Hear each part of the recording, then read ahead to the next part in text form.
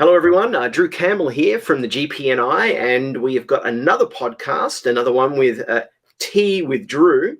And my special guest today is he's a very busy gentleman.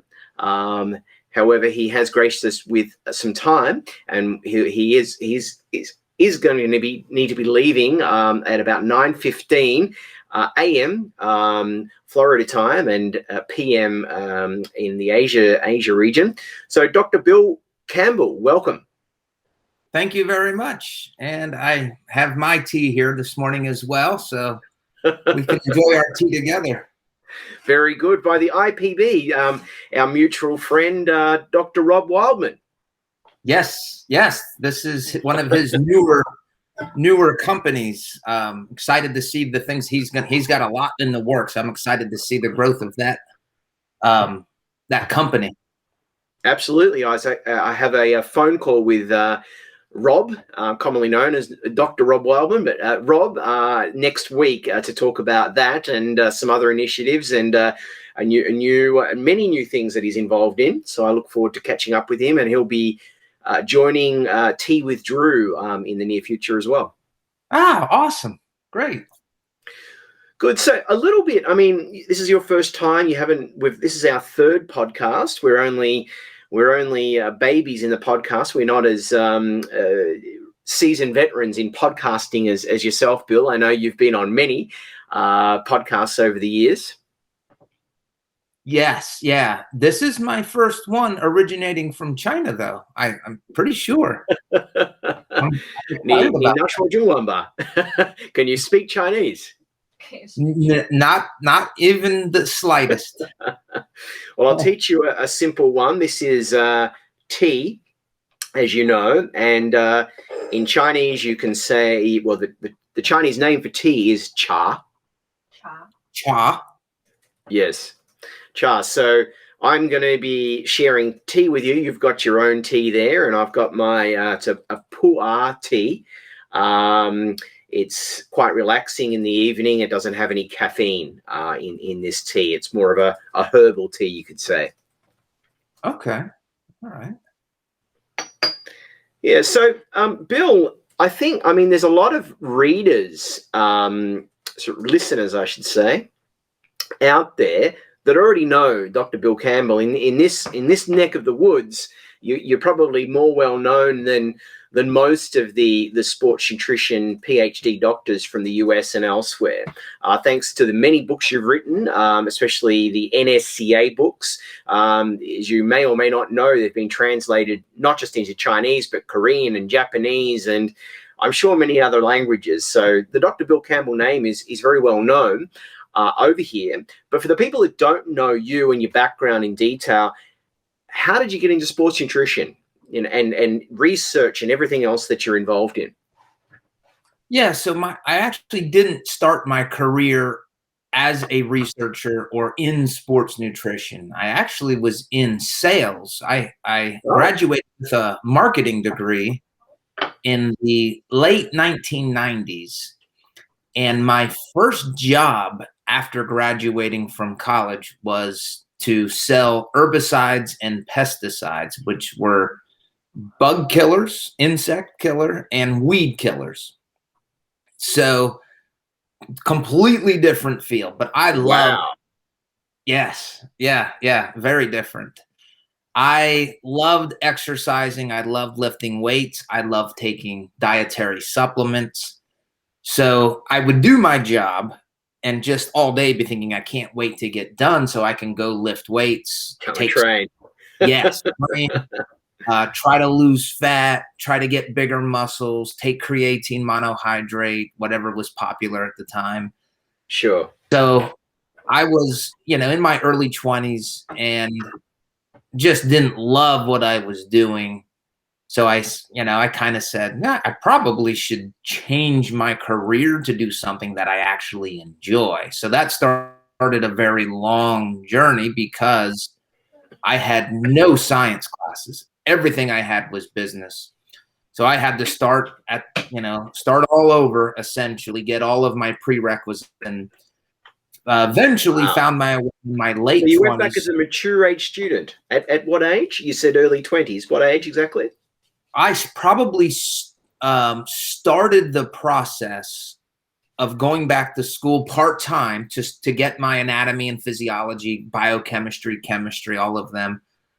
I was about 24, and not until I was 28 did I actually start a master's program in exercise physiology. So it took me quite a few That's years to That's build very up. interesting. We had Dr. Reed Reel. His full time job is for the UFC. You may have heard of Dr. Reed. Actually, a little bit similar story. He was working in abattoirs, helping the slaughter and the cut up of meats in country Victoria in Australia. And he just absolutely loved. He wasn't lifting weights. He was more on the jiu-jitsu route, and Okay. loved, putting on muscle, being fitter, losing fat, and all of those things. And went back also as a mature age student, similar to yourself. I don't think that's very common, though. No, I don't think it is. And again, it was easy for me because I wasn't married. I remember when I was driving to start my master's program, I actually did get engaged. Actually, no, I wasn't. Yes, I was engaged at the time, but I had a small two-door car, and everything I owned, everything, including my bodybuilding trophy, would fit in this very small car. So I drove that to Texas because I got my master's at Baylor University in Texas. So I didn't have much to lose by going back to school. No money, just, soon to be married, soon to start a new career. I do get emails, not every week, but consistently, of other people who are already well entrenched in a career. Sometimes physicians, sometimes architects, engineers, healthcare workers, and they hear my story, and then they reach out and they say, Yeah. what advice do you have? And it's because, again, everybody's story and situation's a little different. I will say, you don't want to pursue fitness if you think you're going to make a lot of money. It's generally not a field where there's a lot of wealthy people. There are some, but those are always on the entrepreneurial side of the profession. So it's Sure. you really gotta love it, for the innate characteristics that it brings. Absolutely. I think I should have got into real estate and been a real estate salesman in Australia versus starting my career in sports nutrition 23 years ago. Not that we're not doing okay, but it was also many, many years of a humble journey before even remotely reaching any moderate success. Sports nutrition is, even on the commercial side, is not always that lucrative, and there's a lot of regulatory as well, and problems in regards to that. So yes, we maybe both should have chosen a different path, but one thing we certainly share in common is our passion towards the sports nutrition industry. Yes. And do you feel like in the commercial side of sports nutrition, there's a lot of players that enter all the time, and I'm assuming that they don't stick around because it is so tough. So I'm assuming it's a very competitive space with a lot of competitors. Oh, absolutely. It's increasingly, I would say about 6 years ago, it got to a point that it was just overcooked, the industry. Maybe a little longer than 6 years, but approximately 6 years, and that's globally. And you've seen a lot of bankruptcies. Muscle Farm as probably the most famous, infamous, EAS, but there was other reasons behind EAS's downfall, and Gaspari Nutrition. The list goes on. Just in the last short little while, it's oversaturated. There's very little innovation. and there's a lot of companies putting a lot of crazy money into it. And Amazon, I think, is probably one of the biggest turnarounds, at least in the US market, and in other markets they have different online channels that significantly changed the game for a lot of brands. And what did they do to change it? Is it just that they were able to, they just offer products at such low levels, or do they develop their own brands that compete? Like what did do you have a theory on what they did that have changed it so much? It's a good question, Bill. Well, there's a lot of dynamics have changed in the last little while within the industry. Your Instagram and your Insta famous people have certainly helped create a new industry where new brands that would never have any shelf life in GNC or Vitamin Shop in the old industry now can be very hot in a very short period of time, thanks to Instagram and social media. So that's one degree of difference. So some of the more staple brands that people were buying in Walmart, EAS, MedRx, they just don't get the same volume that they used to. That's certainly one reason. And Amazon, I know from personal experience with some of the brands we work with in the US, has certainly changed the game as far as what brands are spending their money on. It used to be spending a lot of money on trade shows and customer relations and social media, and now it's 99% of their money is going into Amazon ad placement. So Wow. that's shifted things a lot too. Okay, that's interesting. Yeah, because when I go to a lot of conferences and sports nutrition, yeah, and I can even see over the years it's not what it once was at the trade shows. That's interesting. Yeah, most of them are not spending the money, and like they just don't have the budgets. Amazon literally will have conversations with them behind closed doors and say, look, this is where you could be if you play ball, and this is where you will definitely not be if you don't play ball, aka pony up the cash, or you're at the bottom of the rankings very shortly. So they have very little choice. A lot of the brands. That's interesting. Okay, yeah, I love learning about the business side of this stuff. Well, you're an entrepreneur. I believe you've got a. I know it's in it's cooking or it's simmering still, but you've got a new initiative you're working on, Bill. We have talked about before. Why don't you tell the audience about this? If it's not, if it's allowed to be public knowledge, I'd love to. I think some of the listeners would love to hear about it. Yeah, and are you referring to the research review? Yes, I didn't want to let the cat out of the bag unless I was allowed to. So yes, the research review.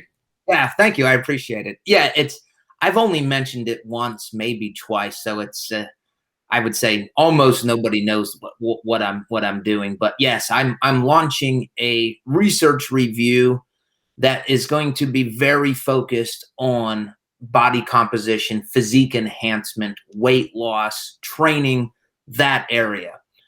So I'm looking to launch that towards the end of this year. So right now I'm working on all of the business aspects of that, the stuff that I don't have a background in. So just like websites, email marketing, graphic design of the layout. So all of that stuff. But it's yeah, I'm very excited about it. It is my first foray into offering a product for my followers. And it's pretty much what I do every day. I read research, and what I do for this is I just break this research down so anybody who's interested in fitness can understand what that research study is saying. And then I've leveraged my network of evidence-based fitness professionals, social media influencers, coaches, sports nutritionists, physicians, dietitians, and they interpret or apply the research. So I say, here's what the research study says. Got you. Then I get these people to say, all right, we understand what that says. Here's how we apply this to our athletes or to our clients in the world, in the real world. So it's I don't do a lot of things well, but one of the things that at least my followers constantly thank me for is breaking things down so that it's understandable.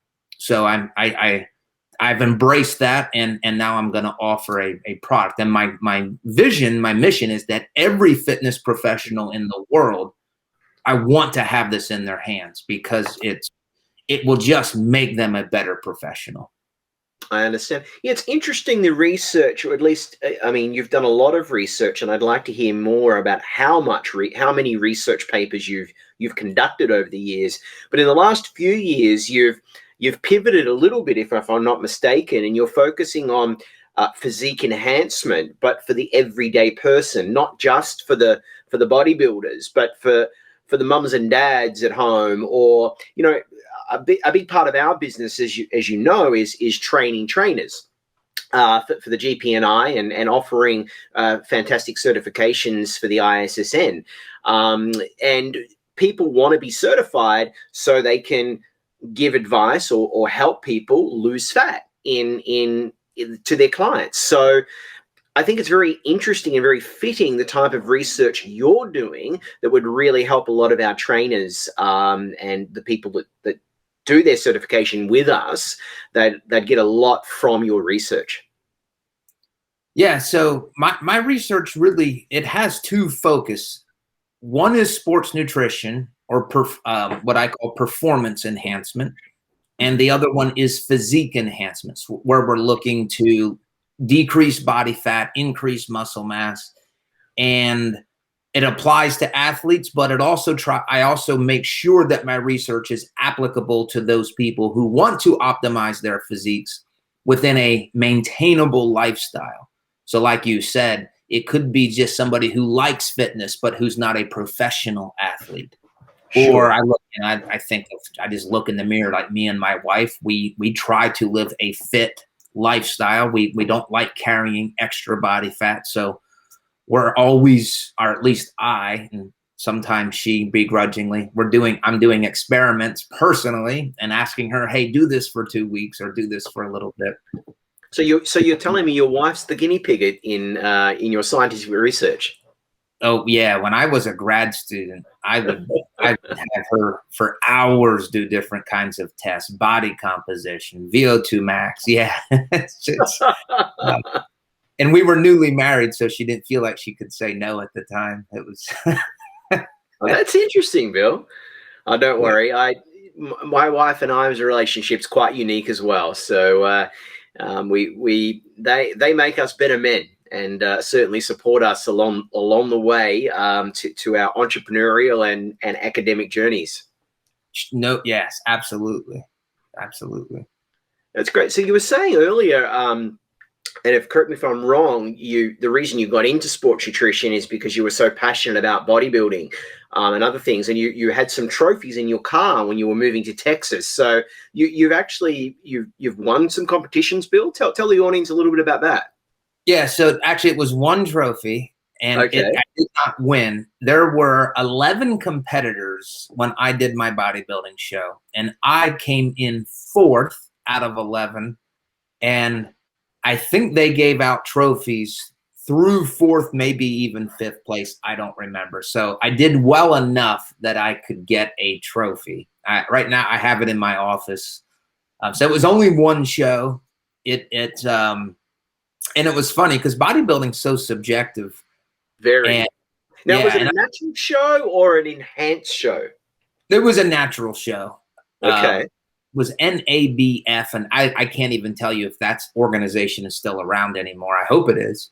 But I remember just, being backstage, and there are 11 of us, and I'm trying to think, okay, well, he's definitely better than me, but that guy, there's no way that I'm not going to score. So I went through, and it was funny. I actually thought I was the 4th best bodybuilder that day, and that's where I got placed. So it was reassuring. Yeah, yeah, Oh, that's really interesting, Bill. You know, with your bodybuilding, and it is subjective, but the fact that you called fourth place and you won fourth place, that's super interesting. We actually had Cliff Wilson. He was our very first podcaster on Tea with Drew. You probably have heard of Cliff Wilson, but he's a pro natural bodybuilder, and it was really interesting. I got him onto the show because a big thing that we like to promote is using the knowledge of performance nutrition to enhance your body, and enhance your life to be healthy, to live longer. Not that there's anything necessarily particularly wrong with it, with enhanced physiques, and we all know what enhanced physiques mean, and I learned that terminology from Cliff Wilson.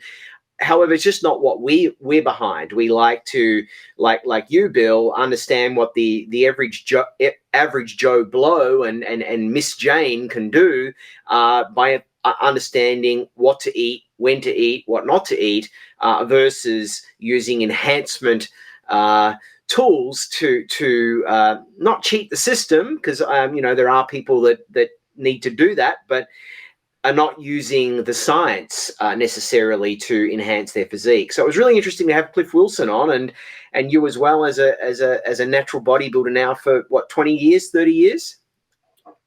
Well, I would not call myself a bodybuilder. I would call myself a recreational bodybuilder.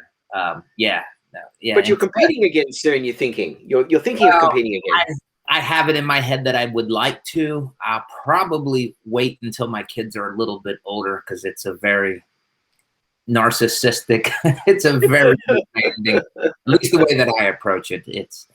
I get very single-minded on that. But that's neat that you had Cliff on as your first guest. He's one of the premier coaches for natural bodybuilders. That's he's a wealth of knowledge. Absolutely. Yeah. Yeah. You guys should work together. He's got a wealth of knowledge from a lot of different clients. He's had a lot of guinea pigs over his time, because an interesting story that he told of how he started his career was he was working in a video shop. Just as a video, I mean, back when VHS and video shops existed, that, of course, well before DVDs and well before Netflix. But he was just super into it, training himself, and people would come up and ask advice. Then he casually began charging for that advice, and a little bit, you know, of course, many years of doing that, and the rest is history. He's a really humble and awesome guy. It was really nice to get him on and talk about the true natural bodybuilding. I've been in this industry now for a little while, and it's surprising how many people are not natural, and they claim to be natural. So it's really nice to meet. When you look at Cliff Wilson, and you've been in this industry as long as you and I, Bill, you know he's natural. You can tell. You can tell by his attitude, but also you can tell by his physique. People can try to pull the wool over your eyes, but you know, you and I can kind of like, I don't think he's natural, but Cliff Wilson is. He just takes the science to a whole new level. Yeah, and he gets so lean as a natural bodybuilder. It's literally, it's amazing how lean he can get his body to be. It's yeah, he's literally one of the best, if not the best, in that realm. Yeah, a pro. I honestly didn't know there was such thing as a pro natural bodybuilder, but now I've learned. And yes, he stopped measuring his body fat percentage, but he falls somewhere between 4 to 5% when he's competing. I mean, he's ultra lean for a natural bodybuilder. That's quite incredible. Yeah, yeah, and the reality is, because I do measure body compositions. When you get that lean, a lot of times you're going to lose some accuracy at that extreme. Just like if you have an obese individual, when you get to that extreme, a lot of the devices that measure body composition, they're not, you know, it's not like they've tested those people when they develop their regression equations for the body composition calculations. So. But yeah, you look at somebody that's that lean, you're like, yep, they're lean. He certainly is.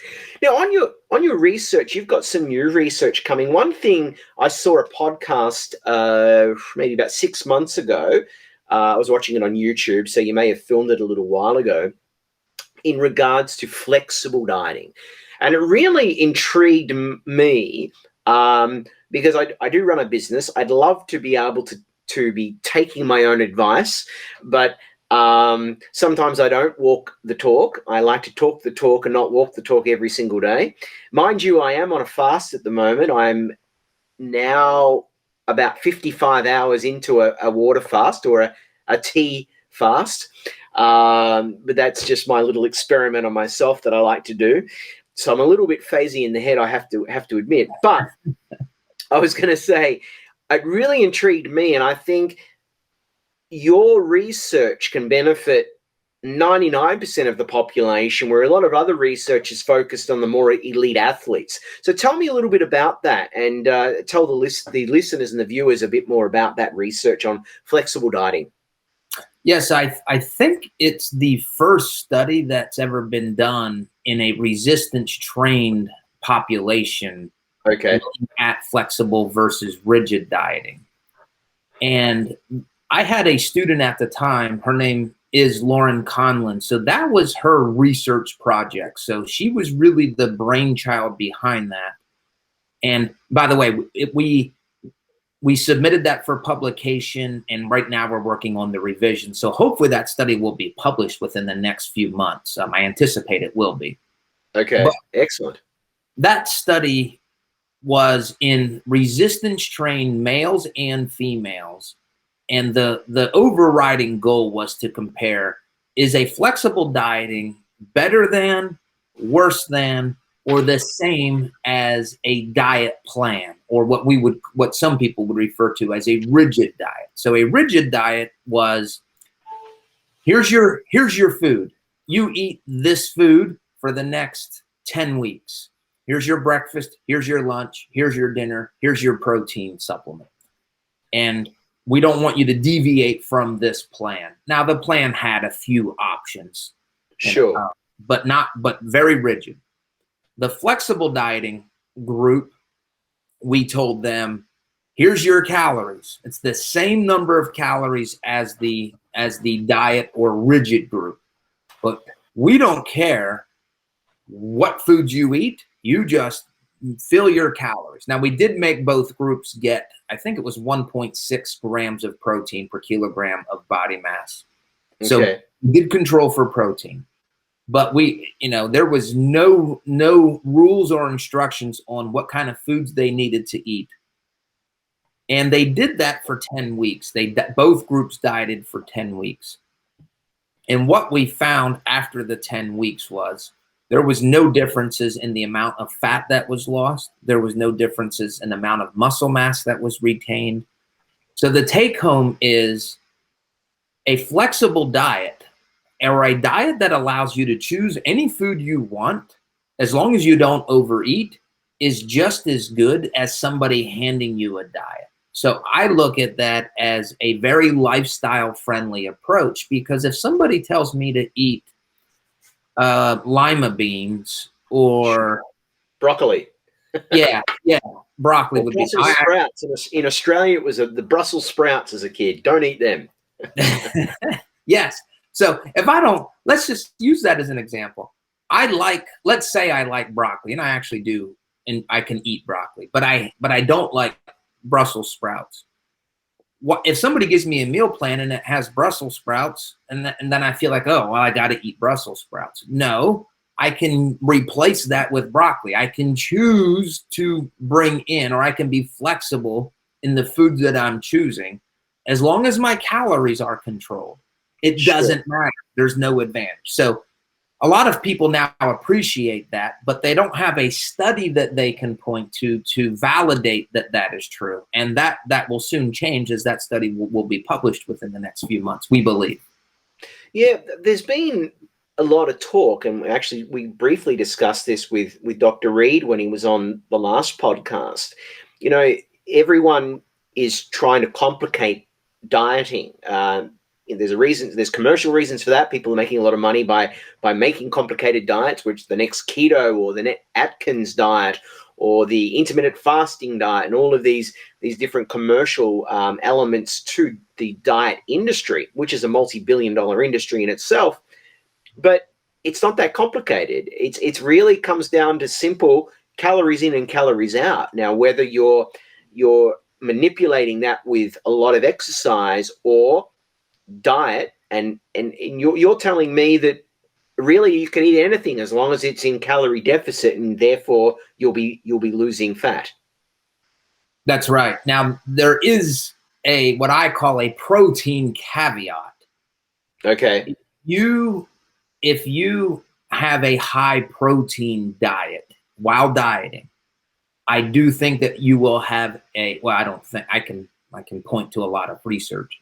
You will have a better body composition outcome than if your protein is low. So calories are the most important. Yes. And you can. So number one rule, calories are most important. Gotcha. Yes. Yep. Calories are most important. But for those that are trying to optimize their physiques, protein needs to have a priority status. So what I do in my own life is I follow what I call a protein anchored flexible dieting lifestyle. So I choose my foods. You know, one day I might want oatmeal, one day I might want bananas. Well, one day I might put butter on my salad, or the next day maybe some oil. Like, it doesn't matter. But because I want to have a lean physique, which has more muscle mass than what I would if I wasn't training, I eat more protein. And so there is a caveat with protein, but calories is the most important. And then obviously protein is also very important for people trying to optimize their physiques, or for athletes, people into sports nutrition. It just helps you recover better. It does build muscle, or it retains muscle when dieting. Interesting. And when you were doing the study and you had the two groups, the control group and the flexible dieting group, they were both on 1.6 grams of protein per kilo of body weight, correct? Yeah, I've done too many studies where sometimes we do 1.6, sometimes we do 1.8. We've done 2.0 and we've done 2.2. It was either 1.6 or 1.8. It was somewhere in there. What do you yourself try to eat daily as far as protein, Bill?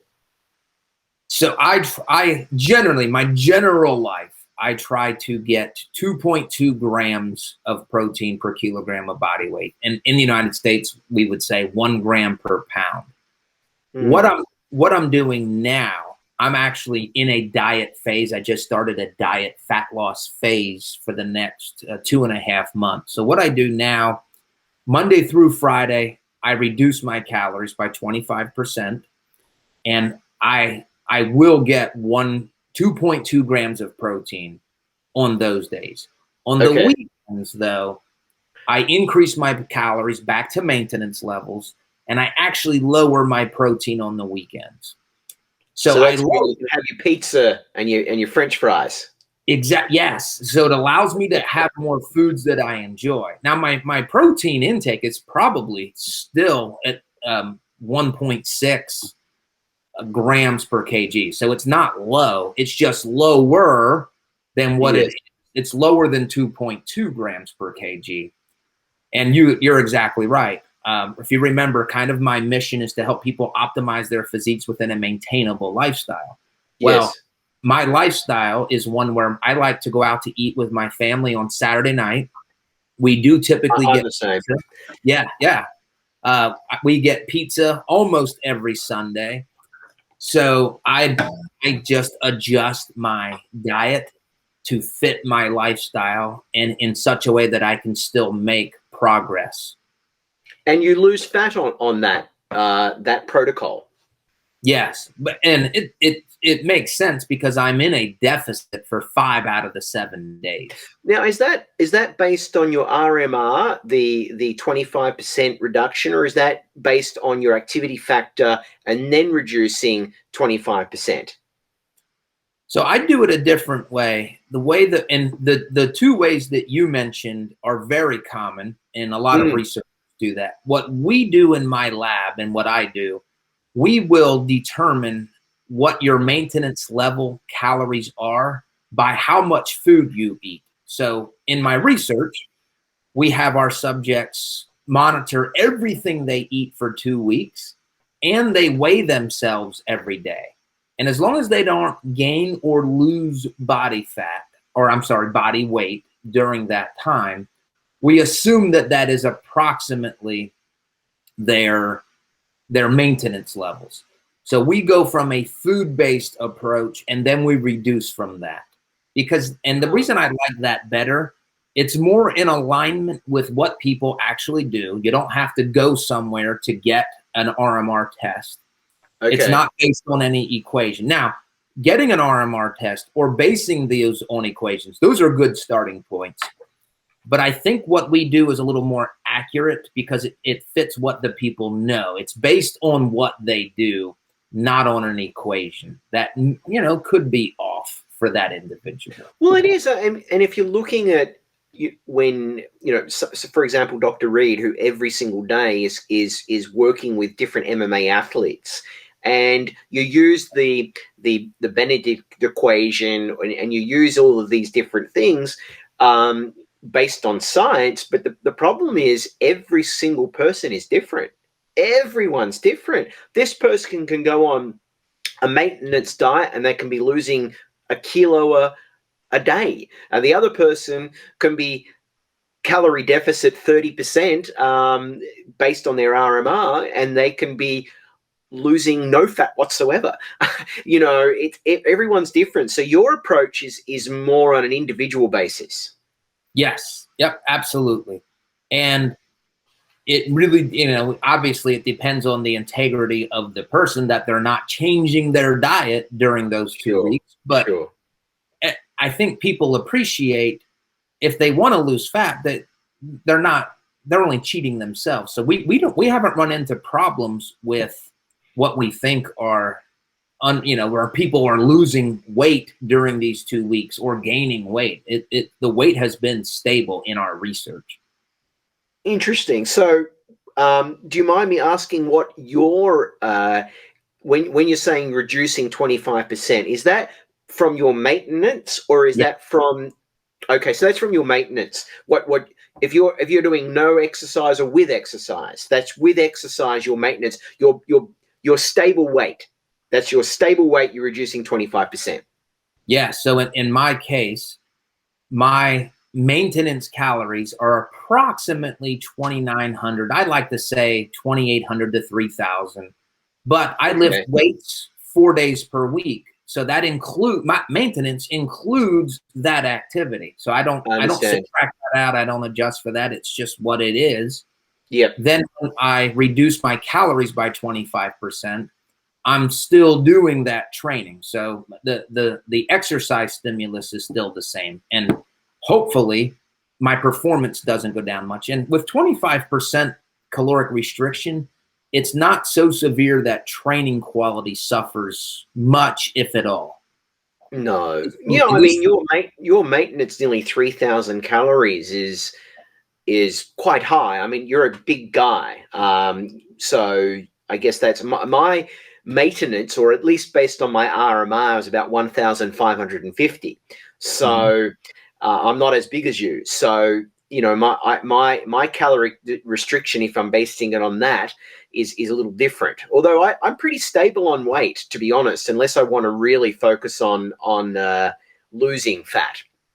Yep.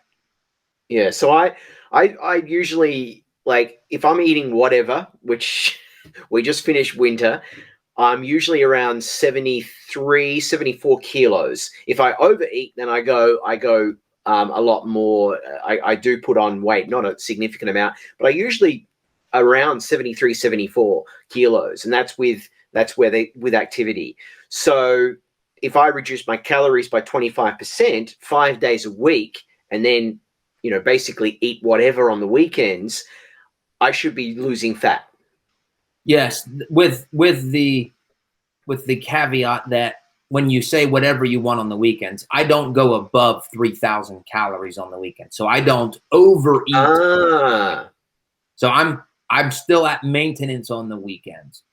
Now, some people I mean, I could overeat more than that and still lose body fat, but I wouldn't lose as much. And some people will also, they'll overeat so much on the weekends that they now will make no progress because they don't control that. Like they lost fat Monday through Friday, but they've gained that fat back Saturday and Sunday with their very high, what people call cheat meals or cheat days. So also, we've done some research in this area. Whenever we take people back or off of a diet back to maintenance calories, there's still a ceiling on what they can eat in terms of their calories. Got you.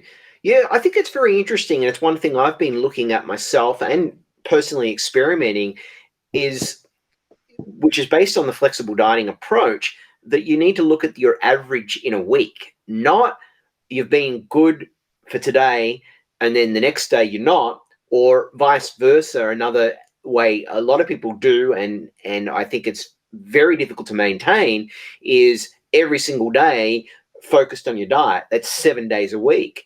But based on this, your philosophy and your research, the flexible dieting approach, you look at the average per week. So yes, you can't overeat on the weekend, but also you need to be under eating for the 5 days, the weekdays, to allow some flexibility on the diet at the end of the week. Yeah, and I love what you just said. If you don't take a weekly average, you're going to get all in your head because some days you just weigh more, some days you just weigh less. And then if you weigh yourself once per week and it happens to be a day that you weigh a kilogram higher for whatever reason, then you think, well, nothing's working. But no, that was just a high day, 1 day out of 7 that you happen to weigh yourself. So yeah, that was the morning after the pizza and the burgers. That's and the 2 bottles of red wine. Somehow I inflated 3 kilograms because of all of that alcohol and carbohydrates. Yeah, so I say that all the time. You need to take a weekly average. I'll even argue, look at 2 weeks average and then make determinations if what you're doing is working, because everybody's in a hurry. Nobody's patient.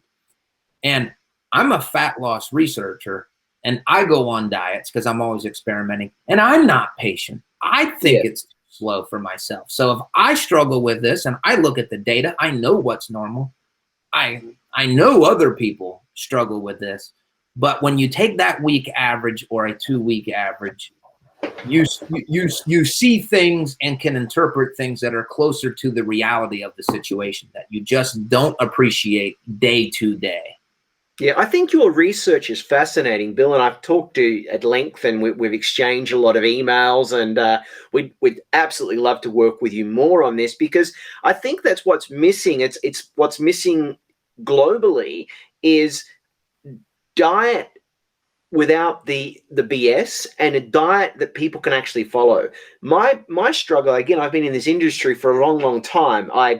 I've studied, researched, on my own, research meaning reading a lot of different things in regards to diet. I've tried the keto diet. I've tried intermittent fasting. I tried a little bit of vegan dieting even there for a while. It made it very complicated. And like you, I was a guinea pig. But last year, and I think it was maybe a little bit of inspiration on a couple of factors. I think some of the stuff that you and I have talked about, and watching that podcast that you did 6 months ago, and then even talking to Dr. Reed about the average for the week and some other things. The end of last year, the first time I started actually losing fat, and what I was doing was not trying to be super strict on the diet every single day, because I just can't do that. I do have to have business dinners sometimes. I do want to have pizza with my boys and cook pizza with my boys. It's just not, I guess the point I'm trying to make is it's not what you know that's important with dieting, but it's the approach you take and being able to adapt it to your lifestyle. And I think that's some of the research that you've uniquely put together that I think is very valuable to everyone. Yeah, I agree. A lot of people gravitate towards the extreme, towards the rigid, and it will work. If you're looking at the scale, it will work, but it doesn't work. There's no lifestyle change there. There's no, it invites a perpetual dieting lifestyle where you're always dieting because you can't stick with the severity or the extreme natures of a lot of the diets. Exactly, and it's just not sustainable. I'm now starting again to be a little bit more focused, but I took that approach, Bill. I was 5 days a week, and it may be a little bit extreme, but I'm probably more difficult to lose fat than most people, I have to say. And I've been in this industry a long time. I've had friends where I'm weighing my food every single day. I'm counting my calories every single day. I've got one guy, he goes on a diet for 3 weeks and he's got six-pack abs. And Yeah. and me, I'm 3-6 months like down the track, and I've lost 3 kilos. I mean, it's not easy. But one thing I could say more extreme, but I had that pendulum swing on flexibility, was exactly your approach, but I would say not 25% reduction, but probably 50% reduction on calories. That 5 days a week, I was eating between 1,200 to maximum 1,500 calories a day. Now that's well under my maintenance, well under, probably 50%, quite frankly.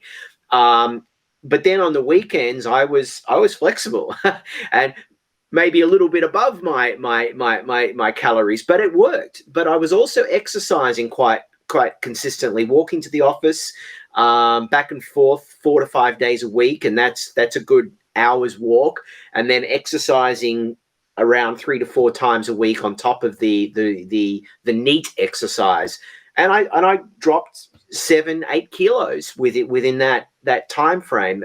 Took about 3-4 months. And quite frankly, it was the only thing that's ever worked for me. That flexible diet approach that you have studied and based your research on. Yeah, and that's good to hear. And something else I say is dieting is hard by itself. Don't make it harder. Like, don't set up other hurdles to make it harder. It's and in your case, if your calories were that low, for, I guess, for 5 days out of the week, did your exercise become very, very difficult, or were you able to navigate that? You just had the discipline to Well, go yeah, through. look, and it's not easy, but to be honest, it's the only thing that I've been able to stick to, and I'm doing that now, starting again for the last few weeks. What I do, and it's what works for me. It may not be working for everyone, but I have one large meal at lunchtime, so I really fill up, and I'm making sure I'm getting wholesome food usually and good amounts of protein, but I'm not. Sometimes I'll have a big burger. It's still under calories, because you can have a big burger, but if you don't eat anything else the rest of the day, you're still under calories. And then I'll have another snack in the afternoon, like a cucumber, a banana, an apple, maybe a protein bar. So I'm having one large lunch, and then I'm having a snack at about 4 o'clock in the afternoon, and then that's it. And that's how I'm getting that calorie deficit. But by also, like, at lunchtime, when I'm having a big lunch and I'm not too concerned of what I'm eating, like, it can be a burger sometimes. I don't usually eat pizza because that's just carbohydrates, at least during the week. But like a burger, and it's getting the protein, and I'm filling up. Like, I can stick to that, I can stick to that lifestyle versus trying to restrict myself and like cook every single day. I just don't have the time to cook every single day, and eating healthy at restaurants is not sustainable either. Yeah, I struggle with eating health, what quote unquote healthy at restaurants. When I go to a restaurant, I want to spend my money on food that tastes good, and for me, those foods aren't traditionally what We'll just switch things up a little bit, and I really appreciate your time and in regards to the research you've done. What would you say is your top 5 tips in regards to people trying to lose fat. What should people be focusing on in regards to that? Straight from the horse's mouth, straight from Dr. Bill Campbell's mouth. Yes, I have 3 principles, and I can easily add 2 more. So what I do a lot of teaching on are these 3 principles of fat loss. The first principle is don't lose weight too quickly. Okay. So other ways to say that: don't go on a crash diet. Don't try to cut your calories to an excessive amount and try to lose a bunch of weight in the first week or 2. Because what happens is you lose muscle mass, your metabolism slows down, and both of those things make it very difficult to sustain any amount of fat loss that you've just achieved. So a slower approach is always better if you're trying to maintain your fat loss. And I always give a recommendation of no more than 1% of your current body weight per week as a guideline. Now, let me also mention, if somebody's obese, that may not apply. These are for people who are fitness-minded individuals who are not obese. Somebody with obesity can and maybe even should lose weight a little more at a rapid pace. Okay. But for the population that I research, which are fit people trying to get leaner, no more than 1% of body weight loss per week. The second thing would be. And why is that? Because they can't maintain that? Yeah, so there's a few studies that have generated a hypothesis about weight regain. And some of this data was taken out of a very famous study done in the 1940s called the Minnesota Starvation Experiment.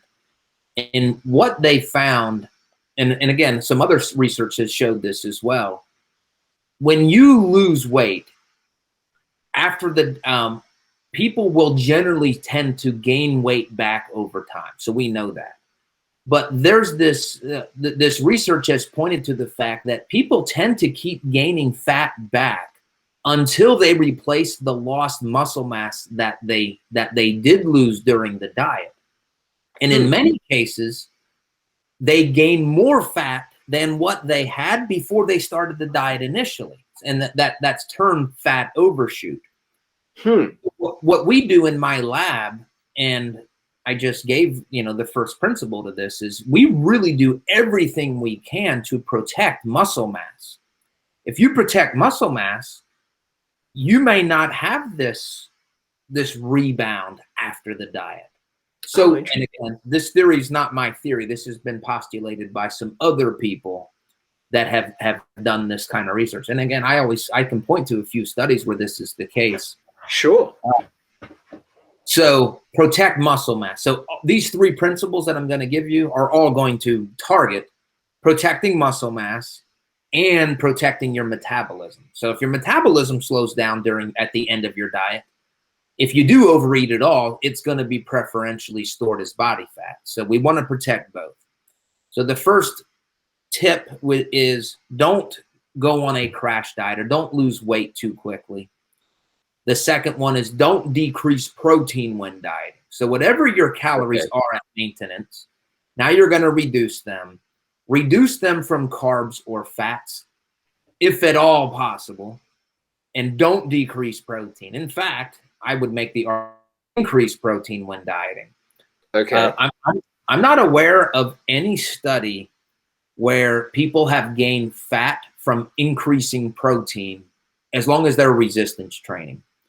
Okay. So, like in your case, if you're having just a hard day on, let's say, Wednesday during the week when you have your calories so low, I would suggest to you get some of Dr. Wildman's new protein and that to help with that craving, that hunger. Yes, it's not a cheeseburger, but I could make the argument that you're not going to gain fat from increasing calories from protein alone, as long as you're resistance training. Again, every time I see this, it's always in studies where the subjects are resistance training. So there's the second tip. Don't decrease protein. Okay. The third and include resistance training. Yeah, and that's the third tip. When you're dieting, let me just summarize. Yep. Don't lose weight too fast. Don't decrease protein. And then the third one is to make sure that you are resistance training. Resistance training makes sense. We're trying to protect muscle mass. Resistance training does that. Dieting is catabolic. It breaks things down. It breaks muscle down. Resistance training provides an anabolic stimulus to the body in an otherwise catabolic environment. So resistance training will help preserve muscle mass. And if you preserve muscle mass, you also preserve metabolic rate. I understand. Yeah. And it's funny, we didn't publish this yet, but we just completed a diet break study in resistance trained females. They maintained all of their muscle mass, and they maintained that their metabolisms actually went up, like 12 calories. But I mean, it wasn't significant, but we protected everything that we wanted to protect. And they just followed these rules. They lost almost all of their weight from body fat and almost none from muscle mass. And their metabolisms weren't suppressed at all after 6 weeks of dieting. That's incredible. That's a mistake a lot of people make and don't realize they're making, is decreasing their metabolic rate, which can be easy to do when they're dieting or not dieting correctly. Could you go into a little bit more detail about that, please? Some of the mistakes people are making by manipulating the metabolism. Yeah. So if you're going to lose weight rapidly, you are going to suppress or lower your metabolic rate. And your metabolic rate, I think of that as my food bank. If I have a higher metabolic rate, I eat another piece of pizza. If I have a low metabolic rate, the amount of food I can eat is now less, or I gain body fat. So your metabolic rate is important. Very. And the way that we increase that is exercise. Now, we used to think that resistance training, if you could build muscle mass, it would really spike your metabolism. That's not true. The research has over time suggested that you don't really gain a lot.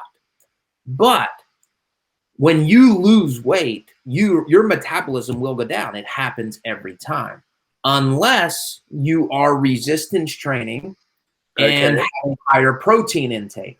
That is I don't want to say the secret, but that's the trick to helping your metabolism not get lower when dieting.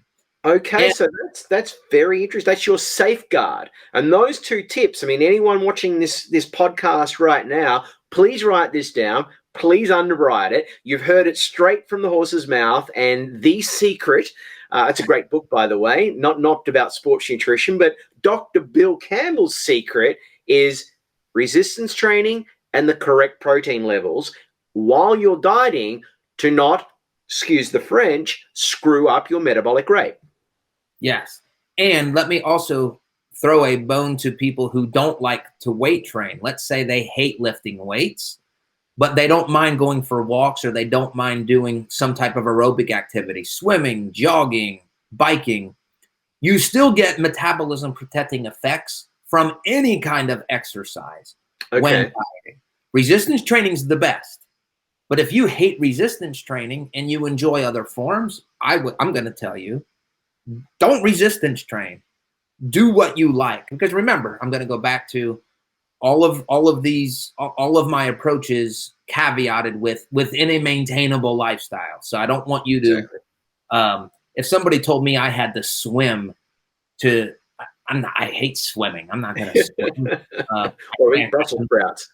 Yeah. Swim and then have a bowl of Brussels. It's just not. I'm not going to do it. Not going to happen. As soon as the researcher looks away, I'm going to throw the Brussels sprouts in the trash. So let's come up with another tip. So those are three. A fourth tip would be focus on body fat percentage when dieting, not your scale weight. If you only focus on the scale weight, you will be even more disappointed than normal, because if you are resistance training and if you are having higher protein intake, your body weight is not going to go down as much, because yes, you're losing fat, but you're maintaining, or in some cases, you're actually increasing the amount of muscle you have. So if you lose 2 pounds, or if you lose a kilogram of fat and you gain a kilogram of muscle, if you're looking at the scale, you're thinking this isn't working. And the truth is, not only is it working, it's working in the most fabulous, the most amazing manner humanly possible. But you're not going to see that if you don't track body fat percentage. And body fat percentage is basically, with that value, you can get how much fat you're losing versus how much muscle mass you're losing. So that would be another tip. Yeah, another way, if you're not doing a body fat percentage, what I like to do is my waistline. If I'm starting losing notches, and I need to even create another notch on my belt, I'm very happy because I'm losing fat, because that's usually where men especially like to store it. So what you just said is a very practical approach to body fat percentage. Yes, that some other measure than the number on the scale. And then the last tip, number 5, would be something we've already discussed. Take weekly points of view. Do not get too excited if your weight's down or your body fat percentage is down today, and don't get too disappointed if your weight or your body fat percentage is up tomorrow. This is a marathon, so to speak. So make assessments on a weekly basis. And I don't even start getting stressed until I have 2 weeks of no progress on something. That's when I say, all right, maybe I need to adjust my plan. Excellent, mate. So I'd like to we'll shift it up a little bit, just in regards to a couple more questions. I have to be wary on time. I know you've got 8 meetings today, which is incredible. You're a superhuman, Dr. Bill, and again, we really appreciate you coming on Tea with Drew. Thank you very much. So what would be the myths out there? There's a lot of, one thing we like to pride ourselves on at the GPNi and working with the ISSN and researchers and experts like yourself. So we like to really separate things from the bro science world, which is, there's a lot of that on Instagram and a lot of other social media, and actual solid science. So what are the myths out there, and can you bust a few myths for us, please, Dr. Bill? Yeah. One myth, just going to sports nutrition or dietary supplements, is it's about creatine monohydrate. So there are some other forms of creatine out there. Creatine ethyl ester, effervescent creatine. Crealkaline creatine. Yes. Concrete creatine. Yeah, you name it. Creatine citrate. Yes. I've sold them all. Yes, there is nothing better than creatine monohydrate. It's boring, it's not sexy, but don't think that you're getting some advantage from other forms of creatine. So there's one myth that I would suggest. Another myth, which I already talked on, is crash diets work. That is, yes, they work if you look at the scale, but if you look at time, you will have gained more fat if you follow a crash diet than if you lost the weight slowly. So there's a myth. Okay. In terms of resistance training, there is a belief, and this was a little more prevalent a few years ago, that the best range of your repetitions to train in to gain muscle mass was 6 to 12 or 8 to 12 repetitions per set. Mm-hmm. We now know that is not true. You can gain muscle with heavier weights or lower repetition ranges. You can also gain muscle with higher repetitions or lower weights. So there's nothing magical about 6 to 12 reps. And now I say that, I still think the best place to train most of the time is between 6 to 12 reps, because it gives you the benefits of mechanical tension and metabolic accumulation. So it makes sense. And I spend most of my time in that range. But to suggest that you can't gain muscle outside of that, that's simply not true. Interesting. Thank you, mate. Yeah. Yeah. One other myth is, at least in healthy people, high protein diets are unhealthy. There is no research to support that. There's been a couple longer term studies approaching a year with clinical health markers with very high protein intakes. And what's very high protein, Bill, if you could educate, what's very low protein and what's very high protein levels? Because a lot of people have no idea. Yeah, so the research that's been done, and a lot of this is done by Dr. Joey Antonio, what they would suggest is high is greater than 2.2 grams per kg. Now, some people would suggest like even 1.2 grams per kg is high. For a fitness individual, we recommend about 1.6 grams per kg. So as minimum, even 1.2 to 2.2, these high levels, based on the research that's been done, that's been focusing on this, I'm not aware of any study to suggest or that has reported kidney problems, liver problems, etc. And you yourself are eating around 2.2 grams. Yeah, currently, right now, today I will have 2.2 grams. Yeah, and that includes wholesome food, whole food, and supplementation protein powders. That's your entire protein intake. That is everything, yes. And interesting. In order for me to get 2.2 grams, I have to rely on protein supplements. It would be difficult for me to get that from food alone.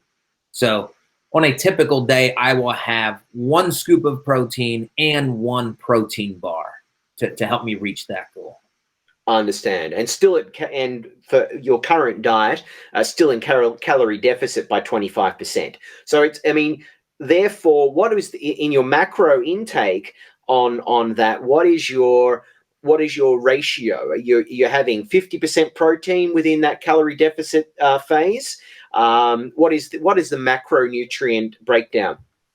For me, it's about a third. So about 33% of my total calories are coming from protein in my current diet. And it's probably a little bit more than 33, maybe 35, 36. Okay. Interesting.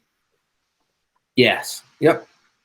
Yeah. When I'm watching my calories and my macronutrients on that a little similar philosophy on the diet, meaning 5 days a week, I have to try to, if I'm really focusing on even getting 1.6, 1.8, because I'm eating such low calories, that 1,200 to 1,500, and I'm up at about 40% protein, just to get even moderate amounts of protein in there, because people don't understand that if you're on calorie deficit and you're trying to eat adequate amounts of protein, you've only got so much to work with. You need to balance things out left, right, and center. And therefore, what's going to be sacrificing? I mean, you certainly have to watch your fat. And although there's a lot of people that don't necessarily agree with restricting fat too much, so where do you restrict if you're still trying to get adequate protein? It becomes a little bit of a juggling act. Yeah, it sure does. And you make a good point. If your calories are real low and you're trying to eat high protein, a lot of your diet is protein at that point. 50%. I did a research. We did some research last year, and the protein approached 50% for me, and that's very challenging. Exactly. Yeah, it's not challenging to necessarily eat that much because you're in a calorie deficit, but it is challenging, therefore, to restrict the other things and just focus on the protein. And that's what becomes very, very challenging. I totally agree. Now, just keep wary on time. I'd just like to ask you, we had originally 3, but if you could just give one major do not do in regards to flexible dieting, that would be great. And then we'll summarize a few other points just after that. So in regards to what would I not tell somebody to do? Or mistakes people, what's the number one mistake? I think you've covered quite a lot already in regards to people trying to lose too much fat too quickly. I don't know, anything else that major mistakes people make. What's the number one mistake that you've seen in flexible dieting? Yeah, I think the number one mistake is just not doing personal experiments on yourself to learn about your hunger cues. Okay. What will derail a diet is hunger. And you want to do everything you can to eat foods, to structure your exercise around your hunger drive. So as an example, I've learned over the years, I'm not hungry in the morning. So a few years ago, or as a younger professional, everybody said how important breakfast is. You've got to eat Absolutely. breakfast. So I would always eat breakfast because that's what I was supposed to do. You have to eat breakfast. It's important. But I wasn't hungry, but I just did it. And then the rest of the day, I'm hungry. If I'm trying to match my calories. So what I've learned is I don't eat breakfast. I don't eat until about 10 a.m. now, because I like to have bigger meals. I love that feeling of being really full.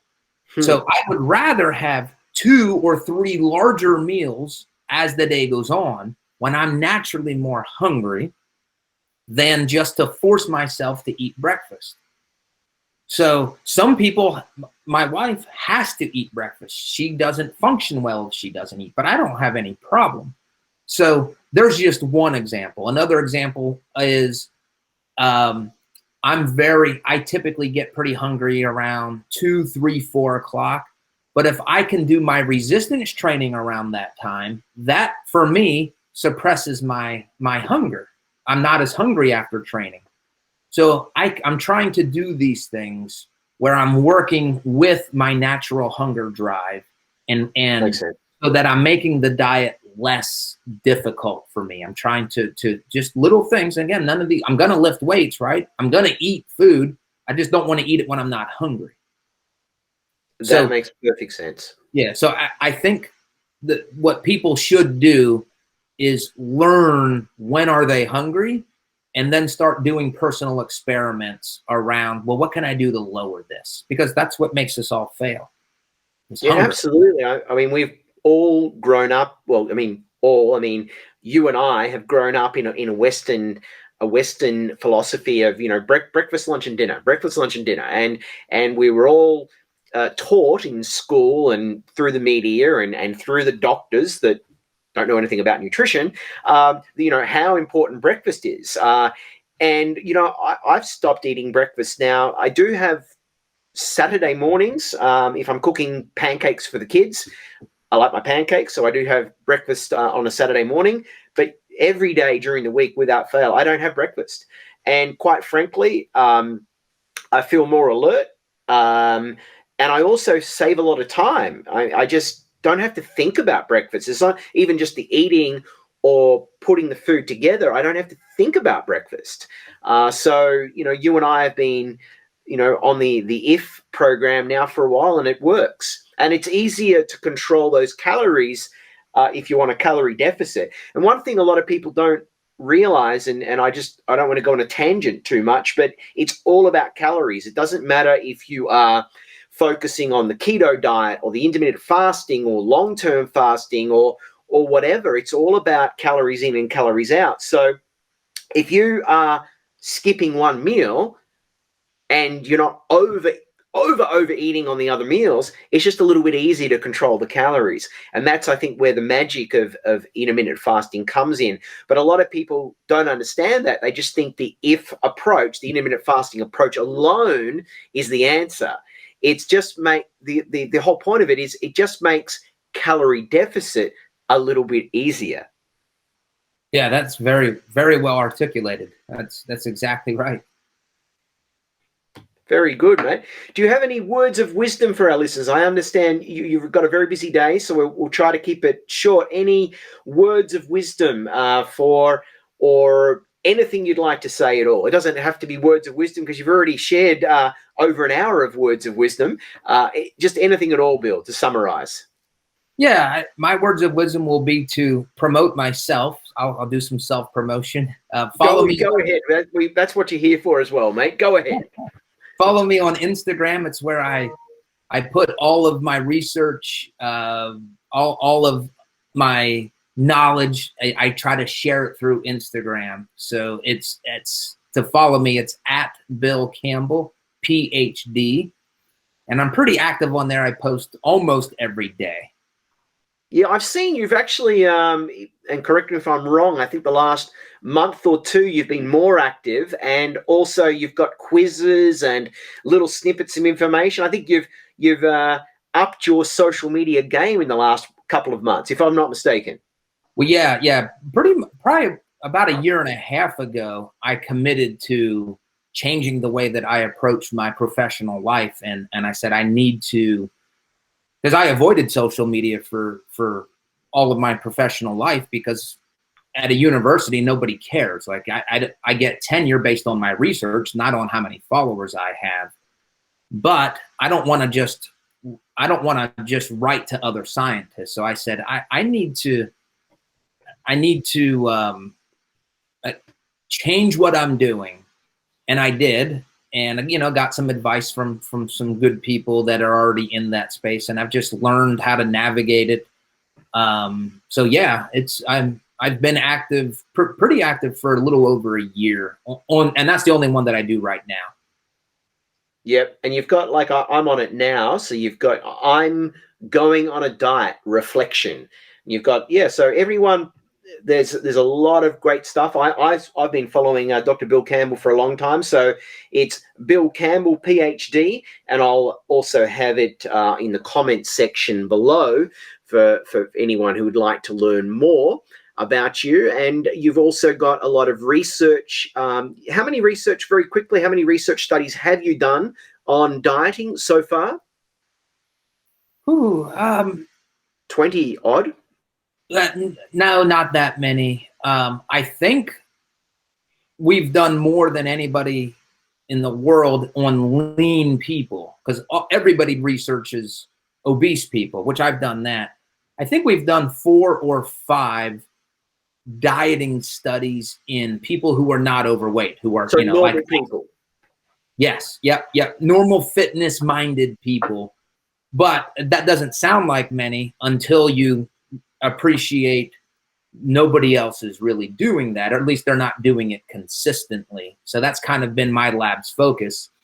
It's to help fit-minded people get leaner, and to do that in a way that is healthy and sustainable. But yeah, I would say a total of 10 weight loss studies, if I also count the obese and overweight weight loss studies that I've done in my career. 4 to 5 on the new. It's very interesting, and I like to say, and I don't think I have the name correct, but I love the name. Dr. Bill Campbell is the chief science officer for the Body Transformation Lab, and I don't think that's what you call it, but that's the way I like to vision it, because you're the only one that I know of, and I've been in this industry for a long time, and I'm also internationally based, so I have a lot of touch points. As far as I know, you're the only one that runs every single day a laboratory dedicated to understanding and researching body transformation using diet. Yeah, I think you're right. Other labs do it, but it's not their focus. It's not, it is our DNA for sure. And I like how that sounds, body transformation. That sounds good. Body Transformation, learning more about that, and hopefully working together on some projects in regards to the Body Transformation Lab and the research you do, and certainly learning more about the research review and any way we can help in that and promote it further. And other than that, Bill, I really appreciate your time coming on to the Tea with Drew podcast. Yes, thank you. Thank you very much for the opportunity. Thank you very much, mate. And I look forward to discussing more with you. And you have a wonderful day as your day approaches, and ours is winding down over here. Yes. Thank you. Okay. See you, everybody. Bye-bye.